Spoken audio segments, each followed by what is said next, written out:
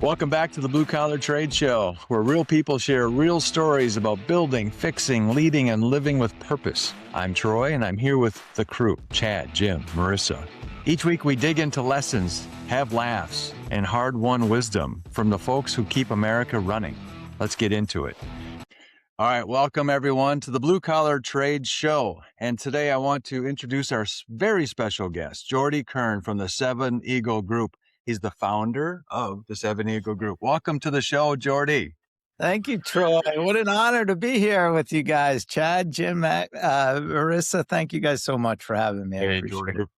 Very excited. So the Blue Collar Recruiter, we invited Jordie. The Blue Collar Recruiter and the 7 Eagle Group have been partners in business now for a year, right? Can you believe it? For a whole year. And a lot of really, really magical things have happened in our own team, outside of our teams, and that sort of thing. And a lot of things have been happening with you, Jordie, personally, and in your business. So super excited to kind of introduce you to our world and just to hear what you got cooking. So again, thank you for giving us some time today. Very much appreciated. And I'm excited. All right, so I'll just kick this off, and we're just going to go around the horn. So we keep this very loose and very open, and we have a couple chuckles as we go here, I hope so. But just, you've got a cool background. Everybody's been digging into it, so you've been doing a lot of different things. I see things from, we've got the New York Rangers, we got all this stuff going on, right? Roberto Clemente, we got all this stuff. Yep. And then you go ahead and just on the side start this fantastic business. So tell us a little bit about you. Sure. Well, thank you. So I didn't serve myself. I wish I did. It's one of those regrets I have. My dad did in World War II. And, I grew up in the 80s. He never really talked about service and his experience in the war. It was just very superficial stuff. And so it didn't even cross my mind when I was graduating. But as I got older, decided, it was in my late 40s. I said, man, I want to really do something to help guys like, Jim, who are coming out of the service and help them with their second act. And that's why I launched 7 Eagle. But before that, I was mostly doing stuff in sort of in the youth sports area. But just I love this. I wish I came across this in my 20s, because this has been, we always tell our vets, work hard to find what's your dream career. What do you really want to do? For me, it took me 25 years personally, but I love the work. I love getting up every day and helping to make these connections. So. All right, let's go back. So your dad was in World War II, right? Yeah.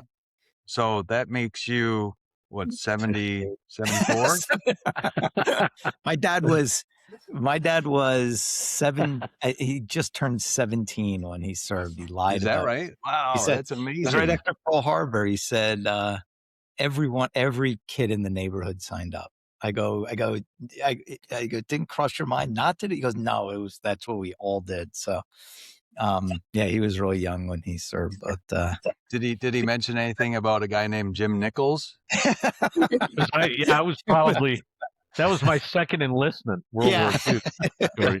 I've been around a while, but all right. So you said, and everybody else just jump in, but you said that, so you kind of regret not going into the service, right? But it all worked out, and who knows, right? You might not have done this if you did that. So everything happens for a reason, but talk a little bit about the past. So you're a sports guy. I saw that you went to the University of Wisconsin, and I'll tell you a quick story. But Madison, what'd you do there? Why'd you go there? Guy from New York. I know. I wanted just something different. So all my friends were staying on the East Coast. I grew up in the East, and so I did something a little crazy. It was a $10 application to apply. I said I could do that. They didn't ask for my SAT scores, even better. But I went to school, had a good time in the Midwest, and just being a young sports fanatic, I guess at that age, I was like, I want to work in sports. So, always knew I wanted to be my own boss. And, so started out working, business with Roberto Clemente's family, where we took baseball players to Puerto Rico. And then that evolved into. How'd you get into that? I mean, that's a pretty big thing. I mean, that's you walk by it like it's nothing, right? So how'd that happen? Oh man, when was just looking for ideas at the time.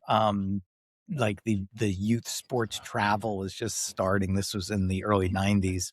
And I just saw an opportunity to take baseball teams for their spring break to Puerto Rico.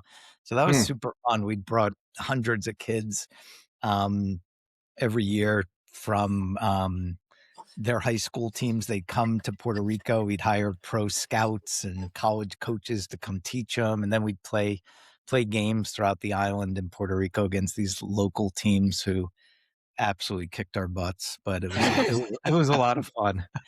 They got to play baseball 12 months a year, not 3. Yeah. Right?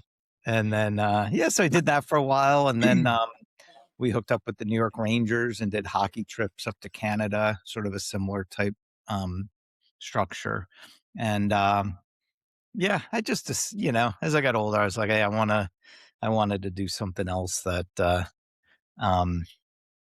something I really loved. And this is the career that was got sick of helping kids. Let me help adults. Yeah. Right? Yeah. So Marissa, have you ever heard of a guy named Roberto Clemente? I have not. All right. Jim, you didn't probably have it on the back of your yeah. You're on mute, Jim. Very, very famous violinist, I think, wasn't he? Violin. Oh. Yeah, something like that. Don't let him.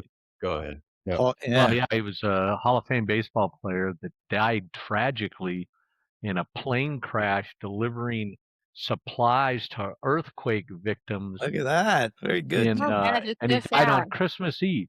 Yep. And when he died, he had, that season that just passed, he had collected his 3,000th hit. Yeah. So when he died, he had 3,000 hits. Wow. So what earthquake was it, Joe? I don't know. I do not know that part, Jim. I mean, I'm guessing, gosh, I can't remember now. Probably 2 or 3. Yeah, he's still like beloved on that island, man. He's and they built the government built this big facility in his name after he died, and they let his family run it, and just like a big sports complex.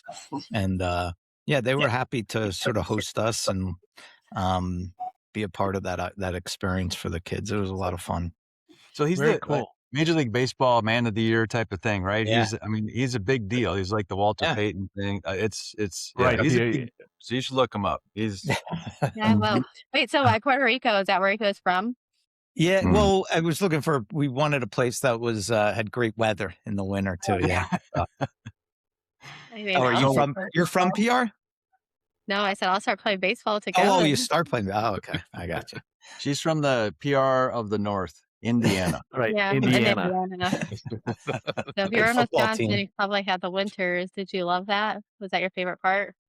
The what? The winters? Yeah, the winters. Oh yeah, absolutely. Being in the beach. I can't beat it.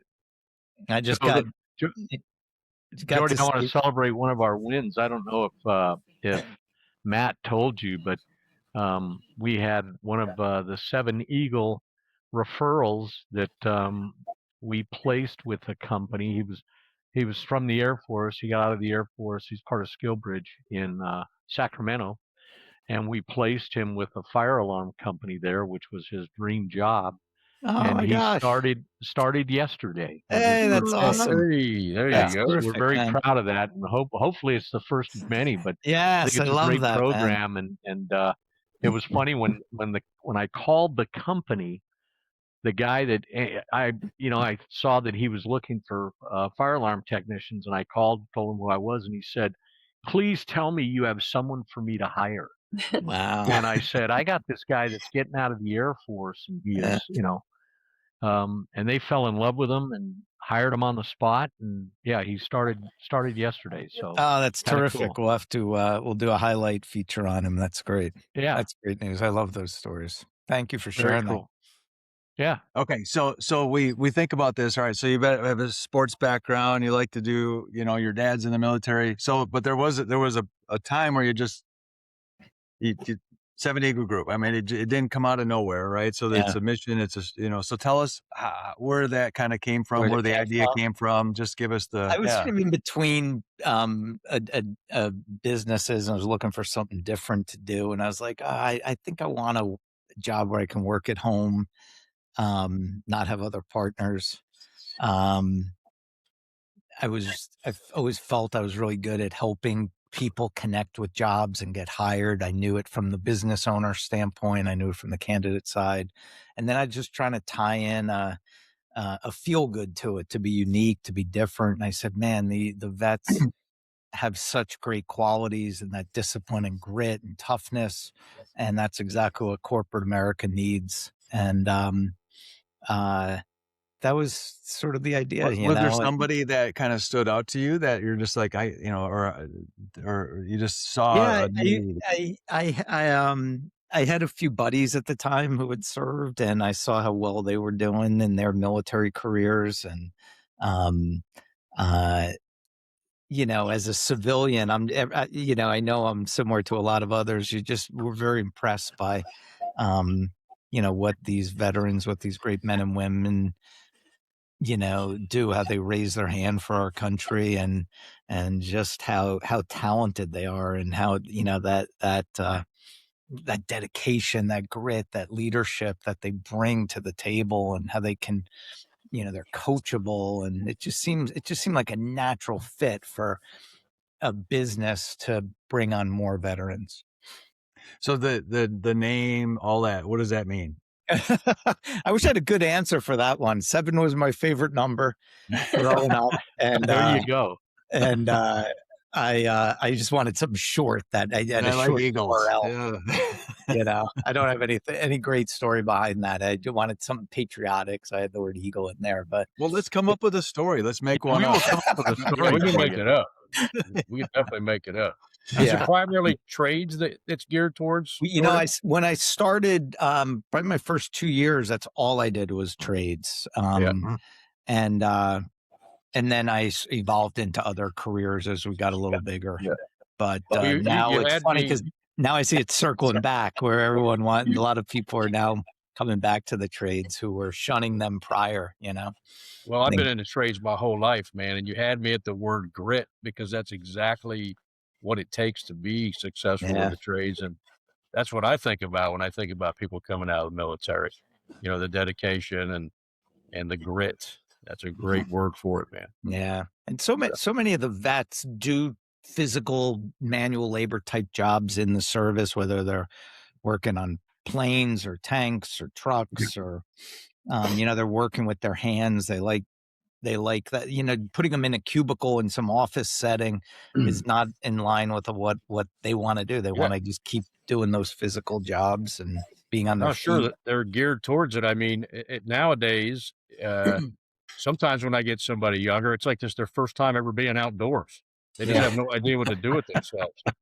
You know what I'm saying? So look at their hands, right? Right. Yep. Oh, I know how to callously. But especially now, I don't know if you guys see it, but just this last year, I think it's AI is what started this. Is a lot of people are considering the trades when they did not before. They just see man, that could be a career path that could provide security and upward mobility and a much easier path often to get hired than trying to compete. Oh, I want to be a IT tech or a project manager, or, some other job that's might not have as much upside. So when you take that, when you have a candidate or someone, all right, so let me back up. So when someone comes to Seven Eagle Group, and so was it tied to, talk about it, right? So talk about what you do and how it works and how it ties to the Department of War and all this stuff. I mean, it's a cool thing that honestly, if I didn't know it, it wasn't because it was mostly because I just didn't pay any attention to it until we all met, right? So, but it's been around for a little while. Yeah, I think it's probably about 7 years now. So the DoD has this amazing program. It's called SkillBridge that gives the service member an opportunity to leave or his or her military obligations. It's up to 180 days prior to their exit. So they can use that time period, and it's typically about 3 months on average is what they get approved for, but typically about a 3-month period where they're still active duty, they're still receiving their military salary and benefits, but they can come to a program like ours at Seven Eagle, where we're an authorized provider of the program. They can come to us and we help them with this transition. And the goal is to help them have a smooth landing into this next chapter. To have them put the odds in their favor of being a permanently employed veteran on day one, so we don't have that unemployment gap. Because as you know, whether you're a veteran or civilian, when you're not working, and getting behind on your bills and the relationships suffer, and the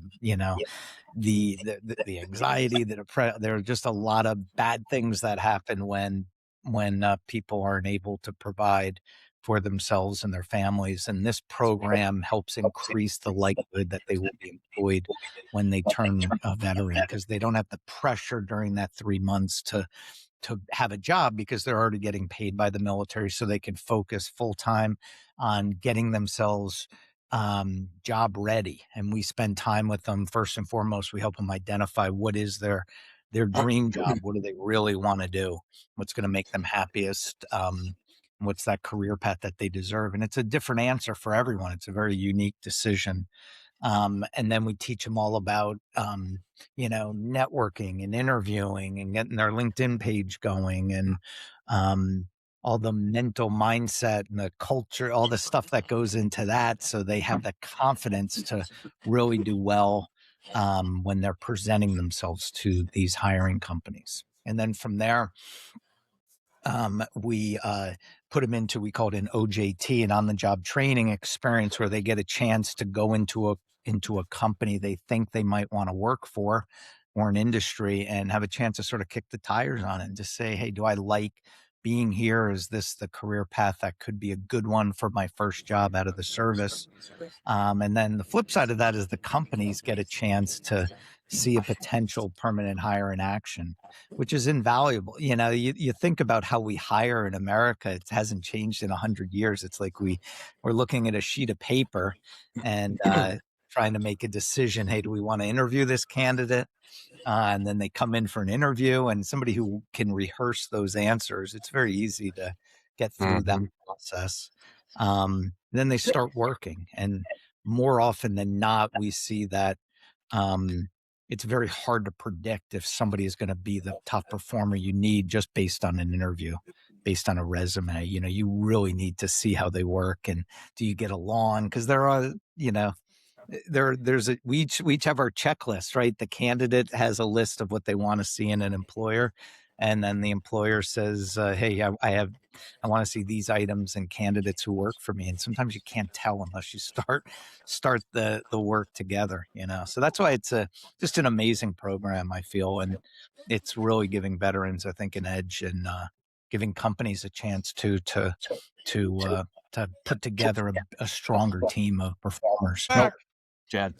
So when you talk about, I'm familiar with this, like, especially in the last year, like you said, with AI coming out, it's almost like they put in ChatGPT or whatever.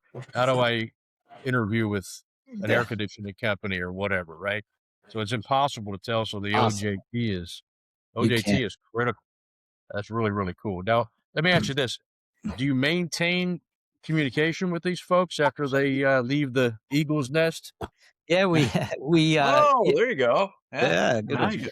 Nice. Yes, we try our best to keep in touch with them to see how they're going. We want them to know, hey, that when we work with you, it's not just for this first job. We want to be here for you throughout your career, being a part of this community. I mean, every day we have today I think we had 100 transitioning vets, all on Zoom. We have them on every day for 4 or 5 hours a day. That's cool. So it's a chance for them to, to feel a part of that community that they often leave, to know that there are other folks here with them who can, support them, motivate them, and be there with them throughout. That's huge. That's huge Yeah. because I have a lot of military friends. Like you, I regret not going into the services. Well, me and my buddies were all going in the Marine Corps. They all went to go and do the steps, and I was too busy putting in air conditioners. Yeah. But we all have our purpose. If it wasn't for me, we'd be less about a couple hundred air conditioning technicians in the world today. So yeah. Yeah, Jordie, also, I think it's important. One of the things that I noticed is that you guys, you're also, I mean, you allow spouses Yeah. to go through your program, which I think is really cool because, I think that's one of the unsung parts of military service is what the spouses go through. So I think it's really cool that you involve them in that as well. If you want to speak on that a little bit. Yeah, thank you, man. Yeah, we believe like the military spouse, I think, deserves our support as much as the serving member. I mean, these are some incredibly talented people who had to put their lives on hold to travel all around to the next base assignment or raise the kids, and while the serving member did their thing. And so we try to involve them as much as we can, and to get them involved and get them up presented to the hiring companies as well. So yeah, thank you for recognizing that. What would you say? So, all right, so you talk through, so that they come out, what does it look like for them? So if I'm exiting the Air Force or whatever, what's their experience like? So from what is it, Jim? 6 months, 90 days or so before they exit and decide they're not going to carry on. Then they start getting contacted by companies like Seven Eagle, right? Well, they contact companies. Oh, they do. Okay. So walk through that experience for us and for them. Yeah. Yeah. So there are about 5,000 companies who are authorized providers of this SkillBridge program. Most of those, other than like a handful, were included in that. Most of them are individual companies. So it's like Google or Lockheed or Pratt and Whitney or Raytheon or Facebook. So the SkillBridgers, we call them SkillBridge, the transitioning vets, see that list and they can start applying to all these companies out there.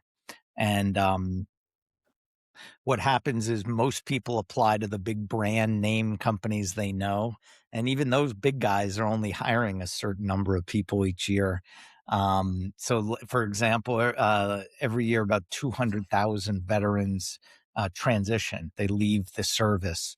And last year, only 20,000 of them did SkillBridge. So really, majority of them didn't get the opportunity. We're unique in that we can accept as many people who want to do the program. They do it with us, and then we try to place them into other companies from there. So we try to open it up to as many as we can. But yeah, and then they come on board with us, and it ranges depending on how much time their commanding officer will allow for them to be in the program. But it's on average, like I said, about 3 months. And we meet with them on Zoom every day from 11 to 4.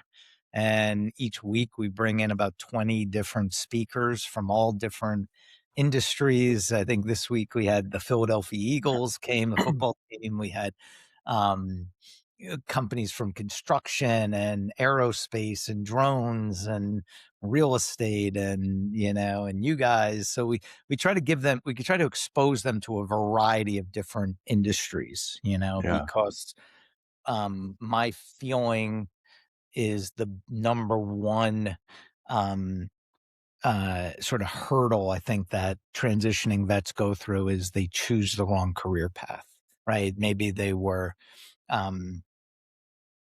working in cybersecurity in the Air Force, and they come out thinking that, well, I got to go work in cyber now. And maybe that's not their path. Maybe they need to, they say, oh my gosh, chance to build, to install fire alarms, or to work in a smart manufacturing company. Maybe that's a better path for them. So we try to, it's almost like a career fair every day where they get to hear the stories of executives who work in all these different industries. Just sort of share what it's like to work in a music company or in engineering, or work on the manufacturing floor. So we try to give them different viewpoints at these careers, because there's so much to learn and so much to that most people don't know the first thing about what it's like to work in some of these areas. And our Right. goal there is to help them determine what is their path, what is that initial path for them. And then once we do, that's usually when like the magic happens. That's when they get really excited and passionate, and then we try to connect them with companies in those areas. Do you have a It's pretty funny good? because there's a lot of military MOSs, if you will, or jobs in the military that just don't translate. Yeah. I mean, I was a radar operator, and Yeah. there's just not a lot of companies out there looking Doing for good radar. Yeah. qualified radar operators. Yeah.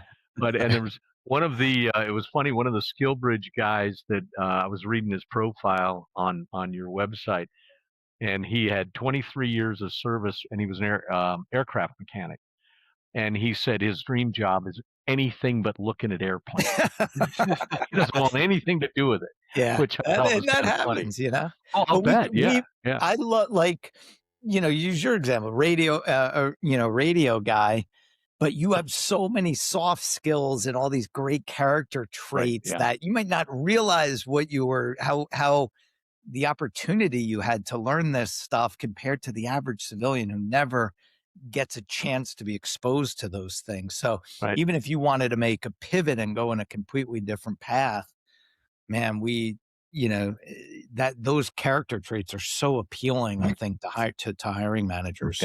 Is that what your team does? Is kind of bring some of that? Yeah. Hey, don't take the blinders off here a little bit, radar guy, and let's look at something a little bit different, see what's out there. Yeah. Yeah. But so many come out, they'll say, "Oh, I just did. I was I was infantry. Yeah, I was a sniper. sniper. Who's going to hire me? I diffused bombs. There are no jobs like that." We're like, "No, come on, man. You got so much to offer. What do you want to do?" Because once you find that path for them and they start buying into, well, yeah, I am coachable. I am a leader. I do have this toughness to me. I have these, I persisted. I got knocked down so many times, but I know how to get back up. I got these traits that corporate America desperately needs. You can teach that person the skill sets for that particular job. That's the easier part, right? You can say, Chad, you get a great technician for air conditioning. If they're a pain in the ass to work with and they can't get along with anyone and they give up when it gets tough, you don't want that person on the team. No, you're going to ask anybody on this podcast. I do not want to work with that person. Yeah, no one does. But you get someone with the right attitude and the hunger and the drive. It's like, all right, let's go, man. Yeah. So let me ask you this, Jordie. Oh, go ahead. Let me ask you this, Jordie. Why not hire a veteran? Are there any stigmas or misconceptions that employers might have about a veteran that would make them good say question. no? Most hiring managers are civilians. 98% of America did not serve. So it's more often than not, it's a civilian who's evaluating that veteran. And often that civilian is just ignorant. They don't, nothing. And, they just haven't been exposed to the military culture. They don't know what the typical veteran went through. They think of vet and they think of a guy running around with a gun, and so sometimes it can be a challenge to get over that and to let them understand that, hey, this is not what you think it.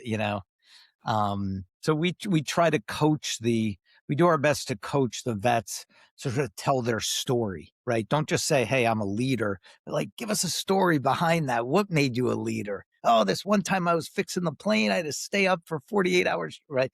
Like really tell that story so the civilian can understand it. And unfortunately, I think some hiring managers, luckily it doesn't come up often, but does he have PTSD? And I'm like, I know so many civilians who struggle from, anxiety and, why are the vets just the only ones who are allowed to, it always made sense to me. I mean, I need people that are going to be on time, brush their teeth, put their clothes on the correct way. That sounds like military to me, man. I know. So whatever. We have to say that about job applicants. I just want someone. I hear that a lot. Just give me someone who's going to show up on time. Yeah. Like, oh my God, is that where our standards are? Like, show up on I mean, time? think, Marissa, how many times have you had somebody scheduled for a job interview and they just didn't show up? So many. Yeah. So many. It breaks my heart every time. Yeah. They have to go cry. It's frustrating. It's super annoying. People, I don't know when that happened in America. Like, I just knew if I was growing up and I didn't show up for an interview, man, my dad would have. Oh my God. Yeah. People don't even think about it. I mean, I think it's just because they know there's going to be somebody else who's going to invite them the next one. They're exposed to thousands of jobs at their fingertips anytime on Indeed, and they just don't have that pressure. I mean, everybody struggles with that, with the candidate who just doesn't act professionally in their job search. That's why when you find, like Chad, you were saying, you find somebody you're interviewing who like is showing a spark of some of those great soft skill qualities, you're like, come on, man, let's go. I'll teach you the other stuff, so. Yeah, big time. I have a question. What about go ahead, Marissa. Sorry. I was going to ask him, so do you have like a favorite success story? Someone like you worked with, as a veteran that like still makes you proud? Yeah, I have so many. One of my favorites though is I was helping a retired, I think, lieutenant colonel from the Army, so like 24 years or something. And I was like, come on. I was like, what do you want to do? And he's like, I don't know. He was like, I don't know. Just don't put me in front of a computer again. I've been doing that for my whole career. I don't want to. I'm like, come on, man. What do you want to do? What's your dream job? I go, you don't sound excited. I want you to get fired up for this. And I go, come on. I go, money isn't an issue. What would you do every day? He goes, I want to go fishing. I want to fish every day. And he starts laughing. I go, that's all right. We got you. So we got him a SkillBridge working as a fishing tour guide up in Montana, somewhere in the sticks of Montana. Oh, I want to go there. Yeah. And he was just so happy. It was a job. It paid like $30,000. It was not, but he's like, I'm good with the money. I just want to do something that I feel excited about every day. And so he took tourists out fishing every day. And I love a story like that, because I knew if we put him in an office somewhere, which he would have gotten a job easily, he wouldn't have had the satisfaction or the career happiness that he deserves, like all of us. He would have just been miserable in his last 10 or 20 years of working. And so anyway, that was sort of one of them that stands out. Yeah, that one was cool. That guide fishing, man, that can go one or two ways in your love. Sounds like that guy did. Because imagine you're fishing only with people that probably don't know how to fish. That can be very aggravating to somebody that really knows how to fish well. He must be super patient. Yeah. That's right. So, all right. So the Seven Eagle Group, you have you're tell us about that. So the business itself is growing, right? And how many people do you help on an annual basis? How many of them do you help place? Do you have kind of metrics or whatever that you feel we sort of pivoted this, or like 7 months ago, we changed our whole model. We used to be more of a recruiting agency. So we placed like 100 people in jobs. Last year we pivoted and we became more of this academy where we're now placing, by the end of this year, we'll probably put like 4,000 people into jobs this year, all around the country. So it's like 10xing what we used to do. It's more of a volume game, but I love it because that's more in line with, why I started this. When I started, I was like, man, I want to help thousands of vets connect with great careers, just really like move the needle on the veteran job satisfaction, the underemployment, the unemployment. I wanted to, feel like I'd left a mark. And I just wasn't doing that when we were more of an agency. But now that we opened it up, we're impacting a lot more people. 4,000 people. So you went from 400 to 4,000. This year in 2026, it should be. It's going to be exciting because we're growing really fast, and because there's not a lot of companies out there who are really helping the veterans really figure out what they want to do, what's next. helping them with their networking and providing so much live content. I don't think there's anyone doing what we do. The recruiting business, it's very transactional. I mean, Marissa, somebody gives you a resume and you're evaluating them on a sheet of paper, and you don't really have a chance. If you had a chance to hear them talk for 10 minutes or 10 seconds just to introduce themselves, you know much more quickly. Oh, I like her, I like him. And we're, by us doing it more on Zoom, and it's more of this interaction, it's becoming a better experience for both sides, the clients and the candidates. What do you think? What do you think is the biggest? So the question was asked about misconception about what the business owners might be missing. What about the guys coming out of the military, the gals coming out, the vet, the SkillBridgers, whatever? What's the biggest misconception that they have, thinking, here I am, and then what happens? Yeah. Right? It's hard.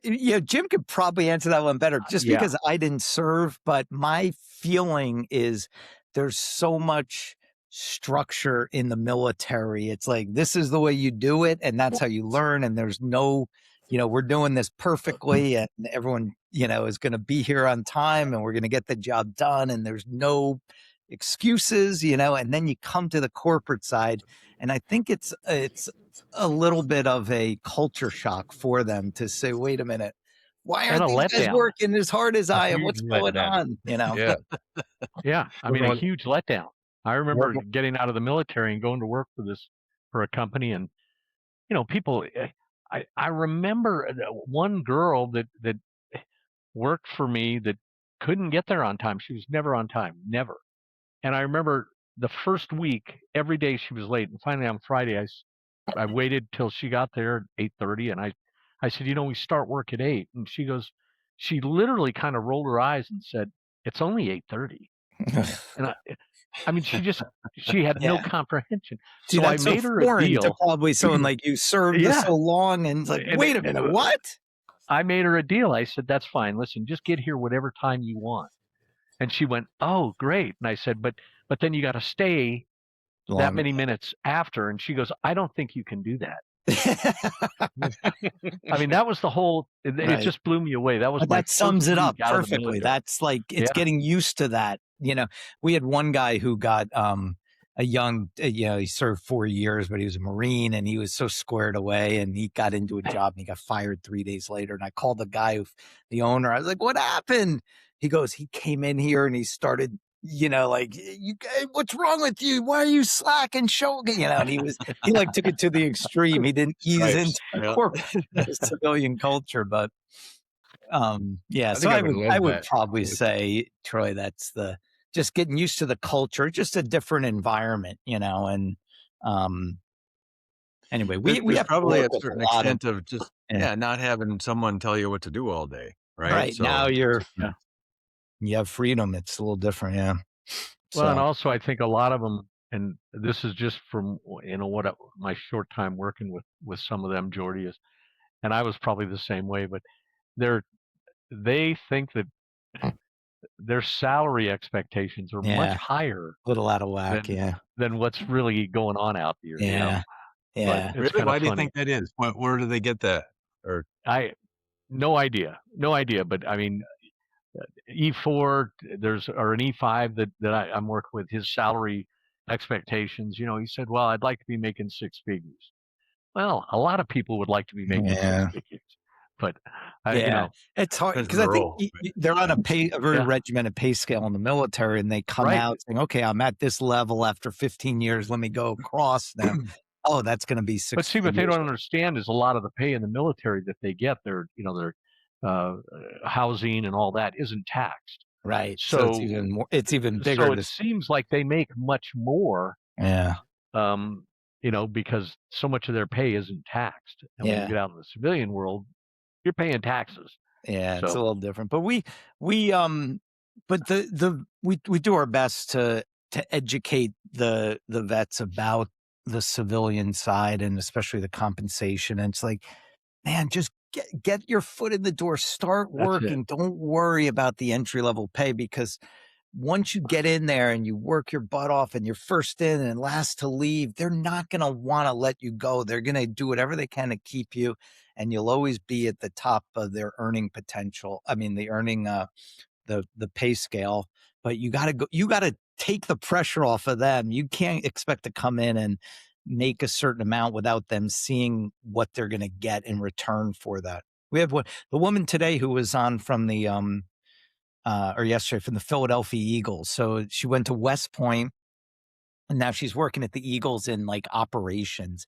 And she's like, it's not even a full-time role. Like, it's still part-time. It's not at all what I thought I'd be making salary-wise. But she goes, I come in here, nobody beats me to work. Nobody stays later than me.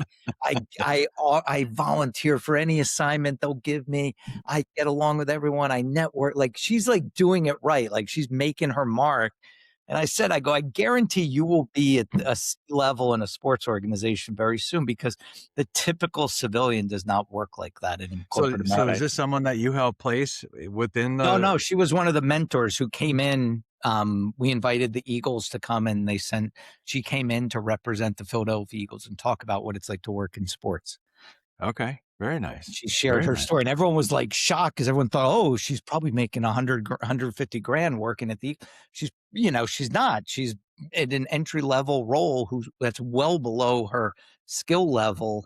That's well below her compensation level for her skills, but she's just playing it smart. She knows, like, hey, whatever, if I have to suck it up for a year in my life, hard in the beginning, I don't care, but I'm in the door at one of the best sports organizations, and they're going to see me in action, and they are not going to want to let me go when they see how great I work, And I love that attitude on a resume. Holy crap, Yeah. Having that on your resume. Yeah, exactly. So it's a lot of that is just the culture shift, I guess, and just getting used to.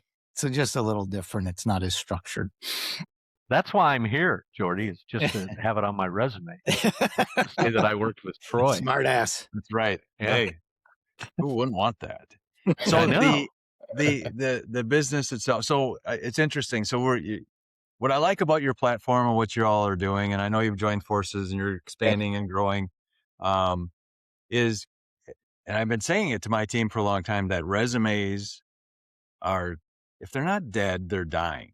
In my view, to me, they're almost totally worthless, because you can just, here's who I want to be today, spit it out in 30 seconds, and there you go, right? Yep.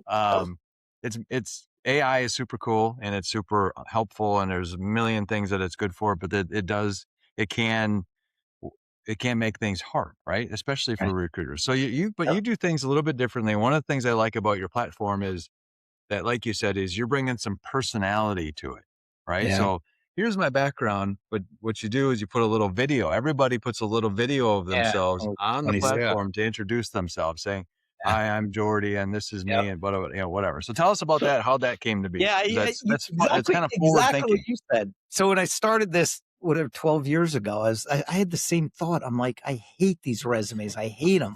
Like, I don't want anyone evaluating me on a sheet of paper, because there's always somebody with better sounding skills out there, or better college, or better connect something on paper. No. You went to Wisconsin.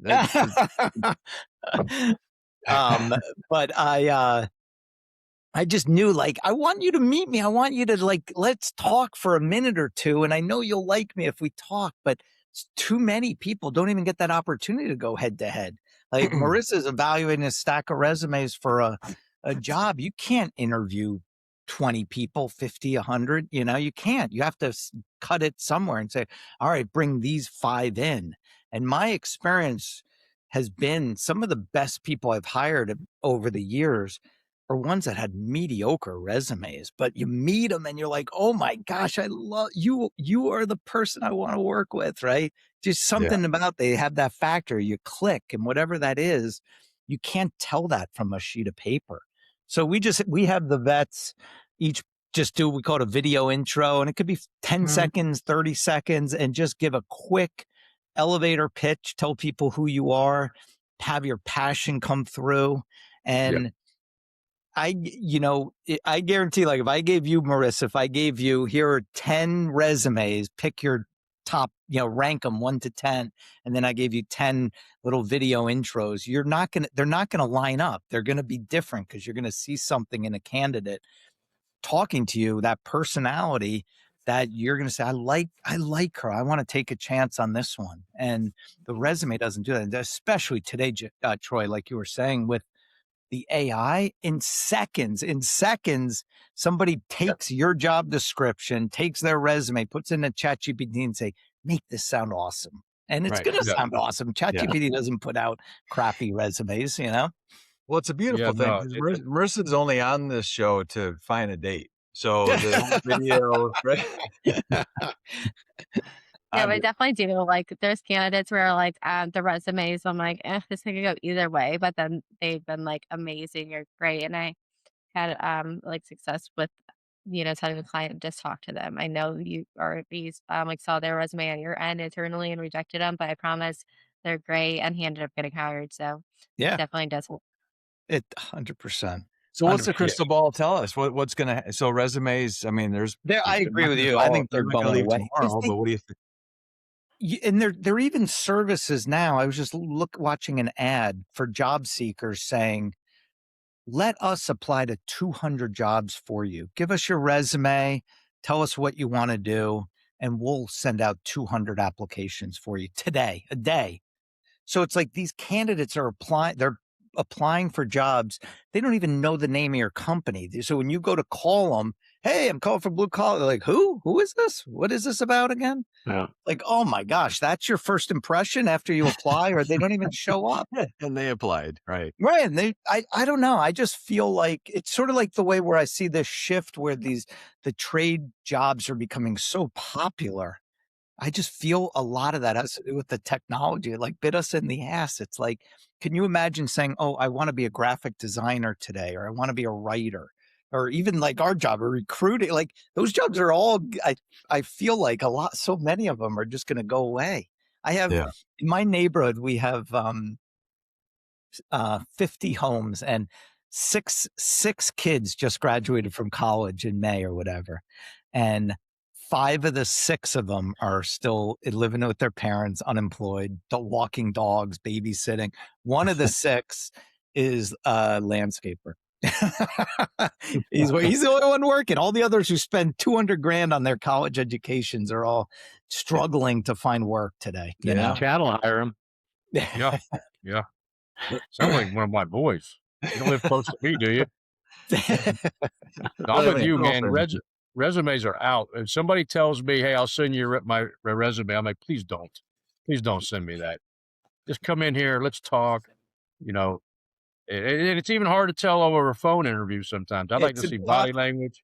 People have 2 screens open now. One of them, you're asking me the question, hey, why do you want to be an air conditioning guy? And I'm looking on the other screen. It's giving me the answer to what you just asked me. Yeah. AI picks up your question. I say, hey, he's going to ask questions. Give me the perfect answer. I was wondering what you were kept looking at. Yeah. To your left. Yeah, man. Okay, so go back in time. All right, so we're trying to go forward, and I agree. I don't know where it's going to go, but it's going to look very different in the next 10 years for sure. Yep. All right, so but go back to get into your 1987 El Camino and go, all right, I'm going to do something just a little bit different. What would you do different? Oh my gosh, today. I probably would have gone down a tech route. I don't know about you guys, but we looked at that when the technology came out. We like, oh, the nerds, look at those nerds working at Facebook. I don't know. You would have started Facebook? Is that what you're saying? That would have been a good move. Yeah, the profile pic would have been that El Camino, I think. Yeah, I would have. If I could do it all again, when I was in my 20s, I tried to pick like cool careers, like where I'd have fun and stuff. I probably would have focused more on making money. Younger. I thought I'm 50. I thought I'd be at the beach by now. I'm working harder than I do now than when I was in my 20s. That's something. But what would you do? What would you do at the beach? Oh my God. Probably work. Once you get bit by, once you get bit by the entrepreneurial bug, man, it's hard. You're in it. You're in it 7 days. It's fun. It's fun. Well, it's fun to think about that. Yeah. So where's this business going next? What's I don't know. I want to, we've got a really good crew of younger vets like Tyler and Matt and Ernie, and just some really good folks who are super committed to the mission. And I mean, I would love for them to keep going with this for a long time. I want to do some other things in a few years. I would love to help the vets who want to start their own businesses. I'm a big Really? fan of guys Okay. who, men and women who want to sort of do their own thing a little bit. And it's not for everyone, but we've noticed that about 15% of the vets, they just don't want the traditional job. Maybe they're retiring and they're good financially, and they just don't want to now go commute and work in an office. And maybe it's having a little side business or something. So I'd love to get into that, but I think I'll always be involved because I love it. I just truly love the work, and it's nice to have the feel good behind it. It's not just a job, but it's really helping somebody with their career, and their whole family benefits when we can get somebody who's miserable at work, which a lot of vets and civilians are. You just like, you're not happy at work and you don't enjoy it. Maybe you're underpaid, or you're doing work you don't enjoy, or unemployed. And we can get that person into a path that gives them some, some passion back in their working career and professional career. I feel like a lot of other good things sort of fall in line when we can do that. So I imagine that you've been, doing this for quite some time, and your role, I don't know what you're the founder of this, but now you're transitioning to something a little bit different. It sounds like pretty soon, if not already. Because veterans may or may not know. I mean, they SkillBridge, some might not even know it exists, right? So, and access to capital and different franchise opportunities. And so I imagine a guy like you could take someone under their wing and go, hey, let me help you navigate some of these waters a little bit. Is that kind of what you're thinking? yeah, love it. I love the mentorship, the training part. I get a lot of joy out of that myself, Yeah.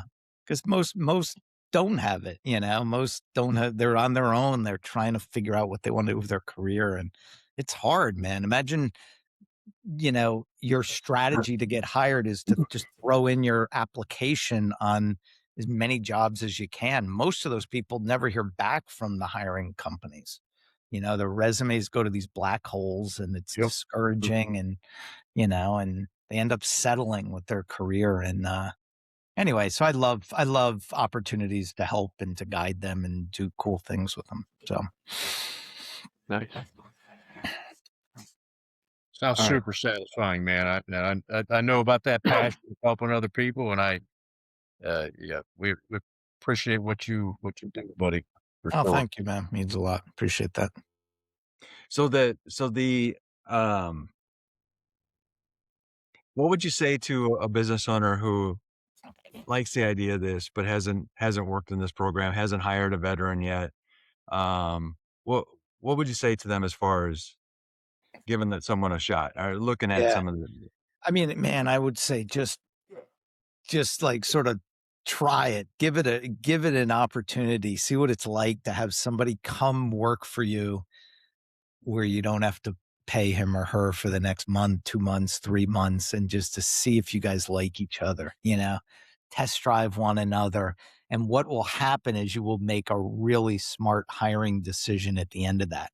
It's either going to work out or it won't. Both of them are good scenarios for both sides, right? But if it does work and you both like each other, you have the odds in your favor of that person having more retention, just, being a better employee, because you got that awkward sort of like getting to know you stage out of the way. Yeah. Which is And hard. you got Most there's a vets loyalty.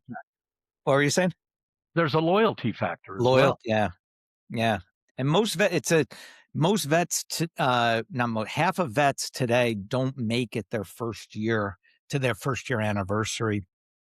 And by year 2, almost all of them are gone out of their first job and into something else. And I just feel the reason that happens to the vets is they don't get a chance to sort of do a SkillBridge opportunity and just to sort of test it out without the pressure of having to have a salary when they're doing that. And I think this program allows companies, I feel, just to build really strong teams of people. And sometimes it might, I mean, it might take going through 5 people before you find one who is a really good aligned with what you want that position to be. Right. And I'd rather learn that, like, even in my company, we have about 30 people here, and most of them are SkillBridgers, because I want them to see, do you like working here? Before you become an employee. And I won't hire anyone off the street anymore, because it just doesn't make sense to me. It's like the old way is so silly. We had one company last year, he hired 48 SkillBridgers from us, and he wrote me a note after, and he goes, I just did the math. We saved $1.2 million. So it was 48 guys. He was paying 72 grand a year as a tech job, and he had them for 4 months each. So no salary, no benefits for 48 people at 72 grand. It came out to 1.2 million. He goes, but even better than the 1.2 savings was I just hired the best of those, the ones who really liked it here and the ones who I liked, who showed me they could perform. And to me, that makes just so much sense, So if any business has a chance to try that model, you won't want to go back to hiring a civilian with all the risk and unpredictability of that. Well, you know what they say about $1.2 million, don't you, Jim? I do. Every $1.2 million helps. It does. It does. I've heard that to be true. Everybody seems to agree.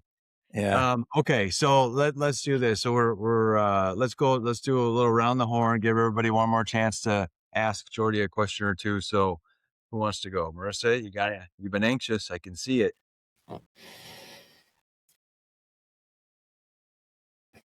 Yes, sorry. So I guess, I know you said you really enjoy it and everything, and you're planning on growing. I guess in the next 5 years, what's something that you're really hoping you accomplish or get to do that you're really looking forward to? What's something I'm looking to accomplish? Yeah. Okay. Is that your daughter? Yeah. She just got home from school. She's ducking now. I would love to be the like go-to organization for all the vets and mill spouses and transitioning service members. So we have 1,000 people a day in our session, not 100. And we're growing in that direction. But that's what I want to accomplish, because I know we can help so many more people with their career paths and introduce companies like you guys to more people. And when they are exposed to that, I think good things happen. And why? I got a question for you. Why is your blue collar shirt red? So I figured I could get red because my girls go to Crown Point with the Bulldogs. So I could wear it like when I go to my daughter's like volleyball games. It counts as like a Crown shirt. Have the people. Right, there's a lot of blue collar companies around. So over here, so it's like they can ask me a question. So you could change the name then to All Eagles Group, right? There you go. Nice, yeah. So I have a question, Jordie, that just with the work that you're doing now, is there a percentage of how many people from each branch of service, or is it pretty much well divided between the different branches? And of the 5 branches now, is one more apt? The people, who's getting hired the most, if you will? Good one. Is there really a difference? I know what Jim wants you to say. So it is good. No. I know which ones I would hire. But it's an interesting. We happen, the Army, the branch of the Army has the most people by size. They have, I don't know how many more. I think it's like a 6x or something from the other branches. But we happen to get a lot of Air Force and Navy. They seem to be extremely popular branches for us. We get a lot of those guys, those men and women. You think a lot of that's word of mouth? Yeah, I think so. And we also we used to be very tech heavy. We did a lot of technology positions and cyber, and those positions are very popular in those branches. But it's across the board, but those are the two big ones that we get. I haven't noticed Air Force get hired more than Navy, or these guys get hired more than the others. I think we haven't dug that deep into it. But And then do you give out awards to like people from the Navy when Navy beats Army in the football game? Is there any celebration that goes on? I'm just curious. I'm asking for a friend. Of course. Well, Matt on our team is from the Navy, so he's there. You go. To I play baseball, Jim, not Navy football. on us, so that was a good game this year. That was. Yeah. What's the overall record, Jim? Army, Navy. Navy is ahead by, I think, 3 games. Oh, really? It's that close? Oh, yeah. It's like 60-57 and 1 tie or something. Have you been to one of them yet? I've been to 2. Yeah. 2, nice. Pretty awesome. Yeah, I went to one. Great experience. Great experience. Yeah. It's gotta be. Well, I think that an employer would be out of their mind not to give it a shot. But am I correct in saying that there's almost like a dual accountability for the vet, where they feel like they're held accountable by Seven Eagle and the company that they're OJT that they're doing their because they're our responsibility during this time, so we check in with them once a week to make sure they're doing well, and they have a big responsibility on their shoulders, right? They want to represent well, they want to do a good job, they want to have it result in a hire for them, so then other people can come behind them and they can open up that company to more vets, because that's our goal, is to get more of these guys hired into corporate America. So well, hell, it sounds like a no-brainer. Yeah. Or they were like, oh my gosh, no, not this. Give me something else. Can I move somewhere else?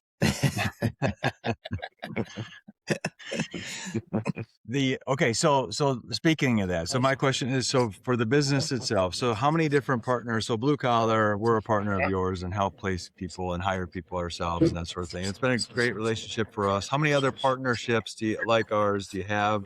How many more are you looking for? Yeah. How does that work? Yeah. Gotcha. So we like I said, this is our 7th month with this new model. So I think we have about 40 today. We just added 10 people to that team. It used to be a team of like 2 people going after. Oh, really? Okay. Now we have 10 on there. So we anticipate we'll have about 350 at the end of this year. And from 40 to 350? Yeah. I really feel that's going to happen, just because there's so much demand on both sides. There's tons of vets who are looking for great careers, and there are tons of companies who, as you guys know, need great workers. And we need both sides. And when we get more candidates coming on board, more of the company, it'll make it easier for us to get companies. When we get more companies, the candidates will come at the same time. And so it's going to be super exciting this year. I'm really looking forward to it. So you are very humble about it, because I can tell that you're like bursting at the seam for what's about to happen. And I'm excited for you. It's awesome. Thank you, man. Cool. You know the drill. It's super exciting, and the ideas come, but now the execution is the work. The work, right? The ideas are the fun part, right? Then all of a sudden, the ideas are definitely the fun part. It's like, oh man, all right, here we go. And if anybody wants to reach out to you and connect, just go to the 7eaglegroup.com. Yeah, thank you. Yeah, just 7eagle.com. That's our main webpage, and we'd love to help anyone who's looking for work, or who wants to come on and help us mentor these amazing candidates. We would appreciate it. And then just so grateful to you guys for what you do for this community and Blue Collar, looking to really put a lot of veterans to work in these amazing careers that your clients represent all across all different specialties. I mean, it's an exciting career path, and it's not like my grandfather's job of working on the old manufacturing floor. You guys have some really top-notch clients and opportunities for men and women to get into this exciting path. So just truly an honor for us to team up with you guys and do whatever we can to get more people exposed. So let me say one more thing. So I'm gonna put Chad on the spot if I can. So one of the things that we've been doing so Chad came onto this same kind of humility. Oh, how's your day? Oh, fine. Yeah. Right. But so in the background you see this thing called the Blue Collar Trades Academy. Chad is starting this new program in his office down in Fort Pierce, Florida. That I think you'd actually appreciate. I know you'll appreciate it, and it's because it's never happened before in human history. Chad? No, it hasn't. And we checked back through Neanderthals. It was All the way back happening to the there. Bible. Yeah. So I actually have a class that I'm holding here in about a half an hour, where I am bringing in people that have just graduated from high school primarily, that don't know what they want to do with themselves either. And I train it in a fun way and also a big part of my training has started to evolve with the soft skills you were talking about. Like, we don't just talk about air conditioning here, working on air conditioning equipment. We talk about brushing your teeth. I actually have a toothbrush in the bathroom. Just one though, right? We don't have all. Yeah, just one. Yeah, pass it around. One. So yeah, that's always that was a big passion of mine, and thanks to Troy, I'm getting a chance to live that out, and I'm very excited about that. And just got some great news today that I'm probably going to bring on a lot more here very soon. So. Nice. That's awesome. What a great thing. So you're teaching people who want it, who are considering going into the trades about, you're exposing them to all the different paths and that are out there for them. That's awesome. Well, what's cool about it and what Chad has developed is we've got the virtual trade school. So we have that component, which gives us thousands of simulations, put them in every scenario where they can learn how to fix things without burning anything down. So that's a good thing, right? Number two is they're going to have training labs in the location that Chad has. So they get some real hands-on experience, like a real traditional trade school.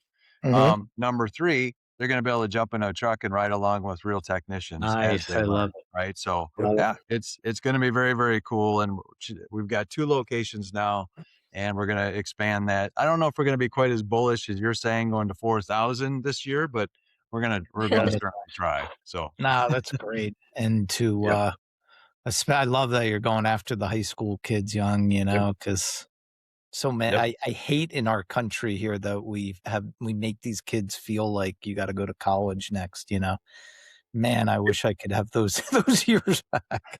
It burns me up, man. It gets me all fired up when that seems to be the only path. Just like, why aren't we exposing every high school kid to, hey, you can do this path, or here are some other ones, and look. Well, luckily, this high school that I'm going to on Friday to present, the teachers and the principal feel the same way. Yeah, and I thought that was interesting, because a lot of times they don't. They feel that everybody has to go to college because they went to college too. We had one company, I think it was electrical. I was talking to him last week. He's like, oh yeah, we have some jobs. It's going to pay 95, or we have another one for 125. I was like, most college grads will never get to that level in their working career, never. The average American, only 18% of them get to 100K. And here there's some such lucrative and exciting opportunities in the trades. And I just wish more people were exposed to those, And we did a blog one time of how the true math of how when you measure college debt, and again, I'm pro college. I think it's great, right? So, but it's not for everybody. That's the point. Not for everyone. That's all. And when you take college debt and you take while those 4 years you're in school, the tradesperson is making money, saving the break, and by the time they get between 5 years and 10 years is the break even point where they actually make the same money, right? Wow. But the blue collar guy is way ahead because he doesn't have any debt, right? I don't know. So again, we're very excited about it. I'm glad that the world is talking about it. I'm glad you're talking about it with us and working with us. We're very blessed. So no doubt, man. No doubt. Well, thank you guys for having me, man. This was super fun.